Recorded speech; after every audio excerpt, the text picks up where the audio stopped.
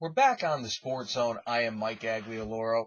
It's been almost a month since we have delved into the three-ring circus that is the Donald Sterling mess. But seeing as how Friday was a busy day in this whole fiasco, we're going to look back at the month that was. Of course, the last time we talked about Donald Sterling was right after Adam Silver banned him for life. Since then, it's been a busy month. We knew that he was going to wind up popping up eventually, and of course, there was the Anderson Cooper interview where he further bashed Magic Johnson. And then later that week, Donald Sterling refused to pay the $2.5 million fine, and he threatened legal action if they did take the ownership from him. And then, a week after that, the NBA formally charged Donald Sterling with engaging in conduct that has damaged and continue to damage the NBA and its teams. The charges further stated that Mr. Sterling engaged in other misconduct as well, including issuing a false and misleading press statement about this matter. All of these acts provide grounds for termination under several provisions of the NBA Constitution and related agreements. And then the day after that, there was a 30-page LA Times report which was released detailing how Donald Sterling had tried to get V. Stiviano to lie and say that she altered the tape. And it also said that the Clippers had a copy of the TMZ recording more than 2 weeks before the release of it. And the team president, Andy Roser, and Sterling discussed it and ordered an employee to destroy it. And, of course, Roser was relieved of his duties, and an independent CEO, Dick Parsons, was named by the NBA in his place. Other allegations. Donald and Shelley Sterling apparently are not estranged. There is significant evidence existing in the public record that backs this.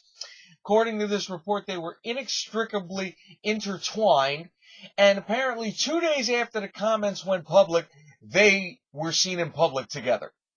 This was all, of course, denied by Shelley Sterling's lawyer, Pierce O'Donnell. And the NBA gave Donald Sterling until May 27th to respond to the charges, and they set a hearing date for their Board of Governors to take place on Tuesday, June 3rd. And Donald Sterling did reply to these charges in a 32-page response where he basically rebuffed every charge. Then later that week, a longtime Sterling lawyer gave a statement giving Shelley Sterling negotiating power to negotiate the sale of the Clippers. And it was a very surprising move. Now later, of course, Sterling's lawyer, Max Belcher, would say that Donald changed his mind. But one way or another, Shelley Sterling did actually negotiate the sale. And on Thursday, it was announced that former Microsoft CEO Steve Ballmer had bought the Clippers in an agreement with Shelley for $2 billion. Shelley was appointed the sole trustee of the Sterling Family Trust after Donald had apparently been seen by 2 neurologists during the month of May and deemed mentally incapacitated by those neurologists. And of course, Max Belcher came out and said that those claims were grossly exaggerated. And then on Friday, what we all knew was coming, Donald Sterling filed a $1 billion antitrust lawsuit against the NBA, seeking damages for his lifetime ban and the termination of his ownership, which still has yet to happen because the Board of Governors did not meet for the meeting, which was canceled after the NBA announced that it approved the sale and was just waiting for the Board of Governors to approve the sale. So the hearing that was set for June 3rd was canceled in all this. And this is basically where we're at right now. In my opinion, it's great that we have on paper that there is an agreement in place for Steve Ballmer to buy the Clippers from Shelley Sterling.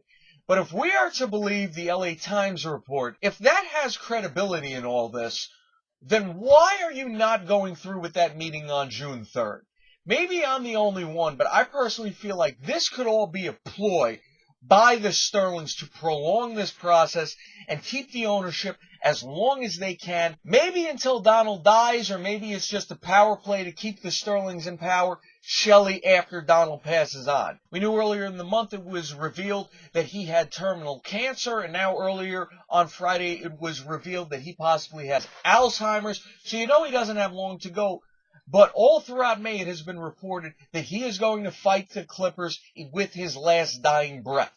So I think it's a bad job by the NBA to cancel that meeting on June 3rd. I think they should go through with that meeting and vote the termination of his ownership, because let me tell you right now, if after June 3rd, yeah, the agreement's in place with the NBA, yeah, the Board of Governors is going to vote on the sale, but what happens if at the last minute Shelley decides to pull something and back out of the sale? We've seen that before, where agreements are in place for parties to buy a sports team, and then all of a sudden, out of nowhere, the ball drops out and the agreement is canceled. It happened with the Mets a few years ago when hedge fund manager Steve Cohen tried to buy a minority sale.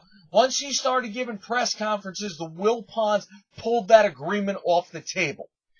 So while it's great that everything looks like it's moving in the direction for the Sterlings to finally be leaving the NBA, I think the NBA may wind up regretting canceling the Board of Governors vote to terminate Donald Sterling's ownership.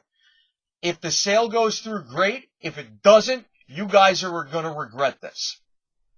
So with that, make sure you check out everything else we got on This Is SportsZone. We got Tom Lembo's preview of the Sergio Martinez-Miguel Cotto fight coming up next Saturday. We have Jake Dixon's review of the NHL Conference Finals. Of course, the Rangers won on Thursday night, are just waiting for the winner of the Western Conference Finals. And we got more quality articles from Aaron Harasme, Jay Arofsky, and George Murphy. Like us on Facebook, follow us on Twitter at WeAreSportsZone. Send us any questions and comments you may have. Thanks everyone for watching. For This Is SportsZone, I am Mike Aglialoro. We'll see you next time, folks.